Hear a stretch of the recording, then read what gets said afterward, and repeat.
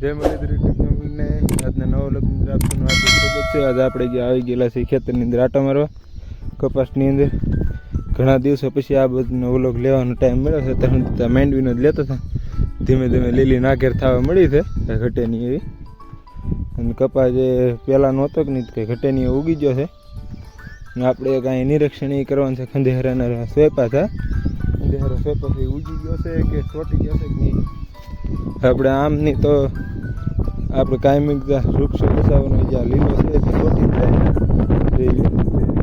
આપણે કાંઈ ગુલાબની વાત તો કરતા વૃક્ષો જતન કરવાની. જતન આપણે આવી રીતના ન લઈ શકતા હોય, ન ઓલું હોય જગ્યા, તો આપણે દર વર્ષે ઝટકા મશીનનો વાળો તો નાખવાનો જ હોય. ના હેઠે ચોટાડી દર વર્ષે ફૂટાઈ ન ફેરવવા પડે. અને ફૂટા થઈ જાય અને વૃક્ષનું વૃક્ષ થઈ જાય. બધી રીતે ફાયદો થઈ જાય. એટલે દર વર્ષે આપણે ફેરવવા પડે, ફેરવવા ન પડે. એક કામની અંદર બે કામ થઈ જાય. અને આજે બાજુ વાવી નાખ્યું છે, થોડુંક કસાલું જ નીડ્યું છે. કોઈ છતાં એ રીતનું કંઈક છે આપણે કપા.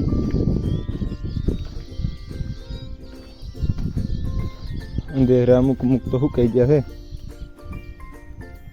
આનું હવે પૂરું થઈ ગયું છે.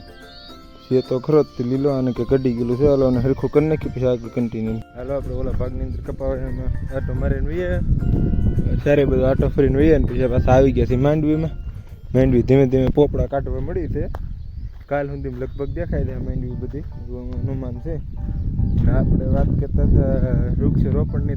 હું એવી રીતનો મુદ્દો માનતો હતો કે આપણે દર વર્ષે ઝટકા મશીનને રોજ ને ત્રાસના લીધે ઝટકાના ફૂટા નાખવા જ પડે. એ હંધેરો છે, હાલેડો છે, એને નાખી દો તો એક સાથે બે ફાયદા છે. એક તો વૃક્ષોનું જતન થાય અને કાયમી ખૂટા થઈ જાય. પછી એની ફેરવણી નરે સોટી દે એટલે કાયમીની માટે ખૂટા થઈ જાય. એ આપણી વાત હતી. આપણે તો સારી બાજુ બધા એ જ નાખી દીધેલા છે ખૂટા. એવું કરો તો વૃક્ષનું જતન થાય. કામમાં કામ આપણે બે થઈ જાય. એકના બદલે બે કામ નીકળી જાય એકમાં ને એકમાં. એક તો વૃક્ષનું જતન થાય અને આપણે દર વર્ષે ખૂટા નાખવાની બળતરા છે. આપણે બધે નાખી દીધેલ છે. જે કોળ લીલા છે, કોળા નથી, પણ થોડાક સમયમાં કોળી જાય.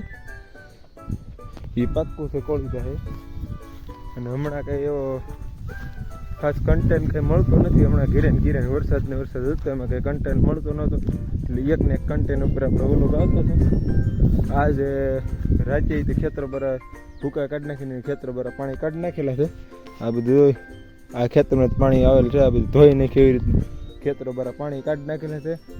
અને હવે ધીમે ધીમે ગમે પારવા ખોદવાનું નિંદામણ કેવું હાલશે કે નહીં, પછી વ્લોગ મસ્તી આવશે. કેમ કે હમણાં ઘીરે હું એક કન્ટેન્ટ ઉપર વ્લોગ બનાવશું. વિડીયો થઈ જાય 3-4 મિનિટનો, એટલે આપણે બહુ લાંબો નથી કરવો. અને આપણો વિડીયો પૂરેપૂરો જોઈએ. લાઈક, શેર, સબસ્ક્રાઈબ કરવાનું ભૂલશો નહીં. મળી આવતીકાલે નવા વ્લોગ છે. ત્યાં સુધી જય હિન્દ, જય ભારત.